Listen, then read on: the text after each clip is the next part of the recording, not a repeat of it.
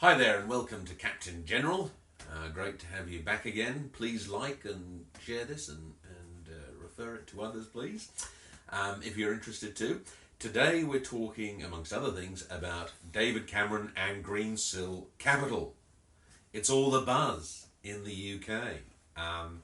I read David Cameron's book, For the Record. I recommend you get it. I recommend you buy it and read it. Even if you're the most anti-David Cameron person out there, I think it would help you to read it. In fact, I know it would help you to read it because it basically explains what he's been up to for a very long time, even though the press hasn't reported on it.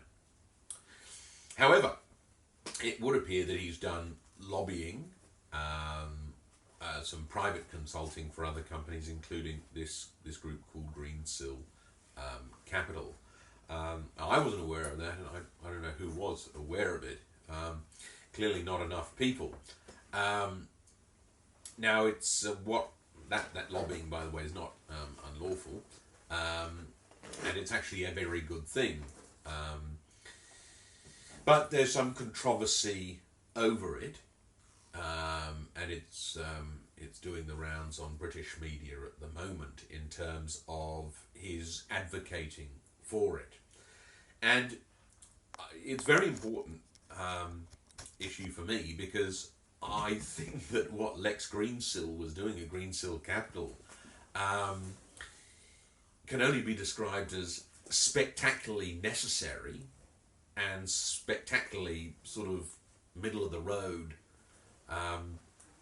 financing. I mean, he was basically arranging inventory financing, work in progress, WIP financing, if you like, of work. In this case, it was the Sanjeev Gupta steel mills, whilst the vendor, the bloke with the invoices, if you like, was waiting for his money. And that's how Sanjeev financed a lot of what he was doing. And you could say it's a spectacularly boring situation. Because it's very straightforward, it's very conventional, very orthodox, very necessary, I might add. It's how you make a market liquid for vendors to get finance. Now, people are trying to say, oh, well, it's not a good look, and that seems to be the new sort of thing. Oh, it's not a good look. So fashion coming into media and politics now. Well, that's all very well, but it's very necessary, this sort of lobbying, because Cameron wasn't pushing online gambling or online recreation in terms of getting funding from the government or encouraging government to be in contact with this Lex Greensill and Greensill Capital. This is actually where government needs to be, which is in helping the private sector to fund itself, so that jobs, and in this case whole towns, can keep going, like Whyalla. I'm afraid to say that I think the critics of Cameron and the Tories in Britain, Boris Johnson, I think they're barking up the wrong tree with this one. It's not sleaze, it's not wrongdoing.